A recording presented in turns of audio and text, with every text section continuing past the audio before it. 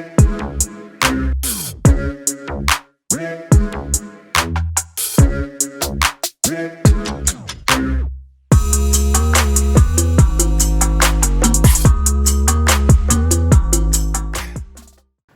everyone, this is Gus, your friendly neighborhood Salesforce admin, and I'm going to tell you today about how to use the Lightning Record Page Builder. A couple reasons for that. One is it is a great way to customize your Lightning page layouts, make it a lot easier for teams to see the stuff that matters most to them without having to clutter the entire sort of Salesforce interface. It also lets you add new Lightning components to your layout. So if there's a specific third-party integration that has a component, this is how you add it to your pages. And then we're also going to talk about setting some defaults in those page layouts as well. So let's get into it.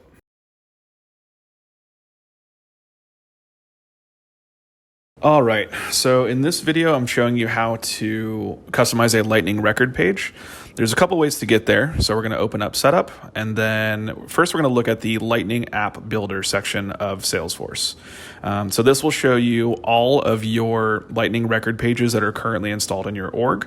Some will be managed, some will not. You could click New right there. Or we can go to the actual object that we want to customize the page layout for. So I'm going to look at my lead object and grab the Lightning Record Pages section and then click New in the top right. So from here, we're going to select Record Page since we're doing it specifically for the lead. I'm going to label it Demo Lightning Lead, but use whatever makes sense for your use case. And then I'm going to select the lead object. And then from here, you choose the base layout of how the columns are arranged. So I'm partial to the header and right sidebar, but there's all kinds of different layouts that you can choose from if you prefer. And I'm going to close out this little warning here. Essentially, it's telling you to drag and drop or select points where you want to add these different components. So we're going to add our highlights panel to the top bar there.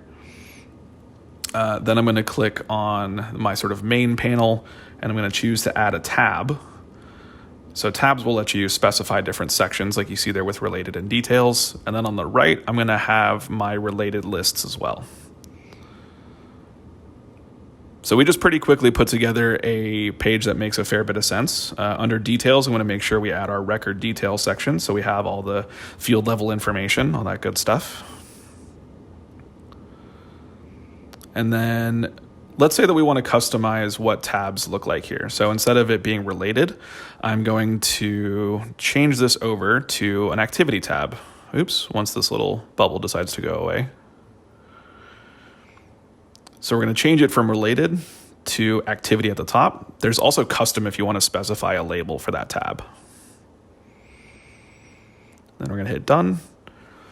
And so because I've relabeled this to activity, the thing that makes sense to add there is going to be our activities component.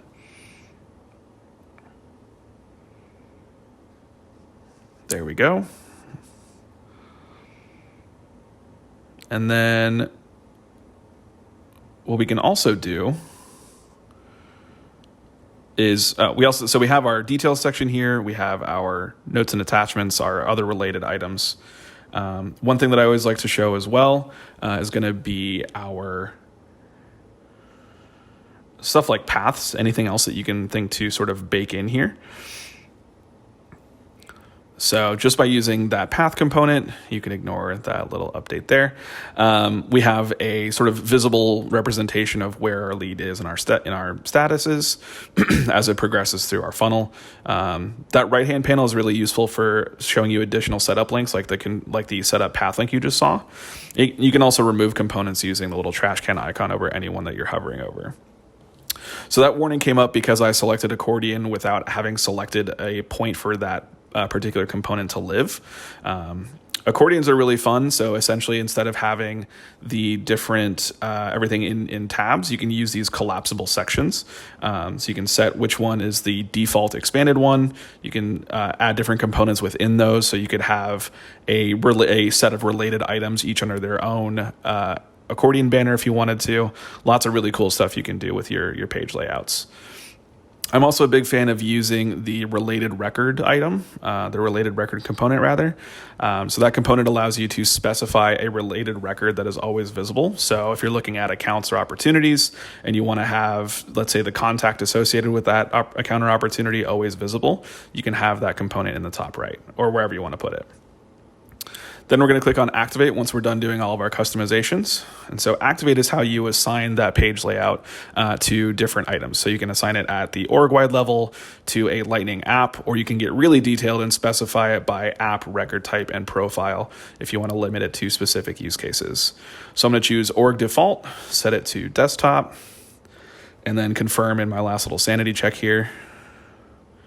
And there we go. That is customizing a Lightning record page. All right, folks, that was how to customize a Lightning record page in just a few minutes. It's a really great skill to have as far as being able to customize what your team is seeing, what they're working with, making sure that they have the most relevant information to them available at any given time, and using stuff like the components for the single related lists, the single related records, just learning your way around the selection palette on the left-hand side and the configuration palette on the right-hand side. Really a great way to make sure that you're buttoned up on making Lightning the most useful tool for your team. So anyway, I've been Gus. Thanks so much for watching, and we'll see you next time.